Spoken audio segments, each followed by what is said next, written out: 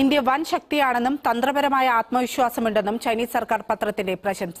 നരേന്ദ്രമോദിയുടെ കീഴിൽ സാമ്പത്തിക വികസനത്തിലും ഭരണരംഗത്തും വിദേശ നയത്തിലും ഇന്ത്യ നേട്ടങ്ങൾ കൈവരിച്ചുവെന്ന് ഗ്ലോബൽ ടൈംസിലെ ലേഖനത്തിൽ പറയുന്നു.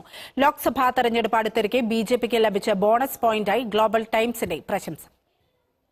2020 ഗൽവാൻ സംഘർഷത്തോടെ ഇന്ത്യ ചൈന ബന്ധം വഷളായി.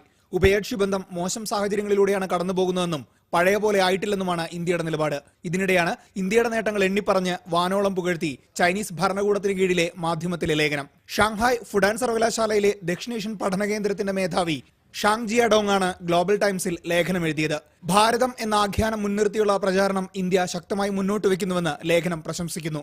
കരുത്തുറ്റ സാമ്പത്തിക വളർച്ച, നഗരമേഖലയിലെ ഭരണനിർവഹണത്തിലെ പുരോഗതി, ഊർജ്ജരംഗത്തെ വളർച്ച, ചൈനയോടടക്കം രാജ്യാന്തര ബന്ധത്തിലെ സമീപനങ്ങളിലെ മാറ്റങ്ങൾ എന്നിവ എടുത്തു പറയുന്നു. കഴിഞ്ഞ 4 വർഷത്തെ നേട്ടങ്ങളാണ് ചൂണ്ടിക്കാട്ടിയിരിക്കുന്നത്.